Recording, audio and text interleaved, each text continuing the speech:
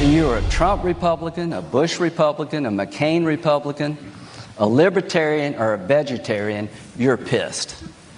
I've never seen the Republican Party so unified as I do right now.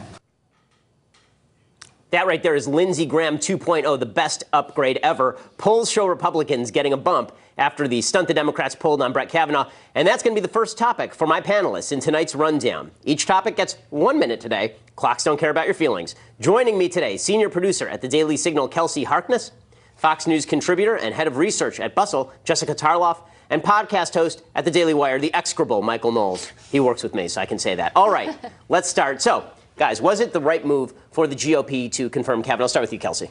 Absolutely. If the GOP didn't confirm Kavanaugh, they would have set a very dangerous precedent in this country. Not just that allegations not grounded in actual evidence or corroboration can derail you from a seat on the Supreme Court, but also that it can ruin your entire life. Democrats absolutely overplayed their hands in this. We knew they were already motivated in the midterms. Republicans were in trouble. Now they're united like never before and fired up.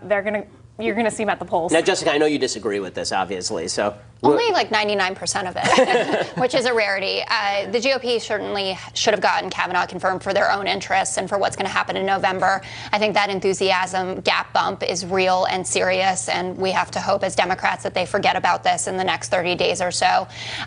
In terms of what this means for America and the precedent that I think that it has set, I would encourage everyone to actually listen to Lisa Murkowski. I know everyone is loving Susan Collins, but I think Lisa Murkowski said some very powerful things about the importance of judicial temperament and faith in institutions. And I would also like to point out she is the only GOP female senator who is a lawyer. Well, Michael, I get to your opinion, but I don't care about it. But the next topic, I spoke this week at USC. A few hundred protesters actually showed up outside, which isn't surprising. That's usually how it goes. Our colleges are broken. One of the most insane stories, my favorite, this week, featured an attempt by USC students to get a USC professor, James Moore, fired for simply telling students that due process ought to apply to Brett Kavanaugh. At the University of Wisconsin, students launched a website called Make Them Scared UW with a list of unverified sexual abuse allegations against various students. So are college students really going to go along with the radical side of the Me Too movement? We'll start with you, Michael, since you didn't get any chance to speak last time, which was great, but we'll go to you this time. Wonderful, of course. Well, look at the example that's being set for them by Senate Democrats. Of course, this is going to get worse.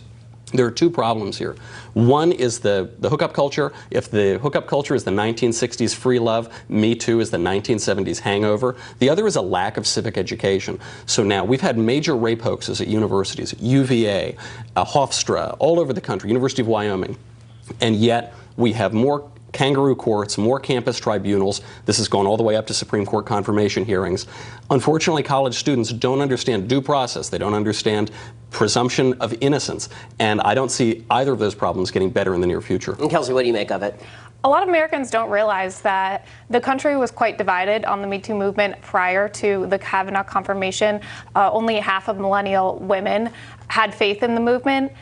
Clearly, women are even more divided now than ever. I think you're right that college students are taking a more radical interpretation. That's only going to get worse. You're going to have a lot of fun in your future visits to college campuses. On the other hand, the Me Too movement is losing a lot of conservative women who wanted to be a part of it but cannot get on board with this radical interpretation of it. Well, coming back, we'll have more with our wonderful rundown panel.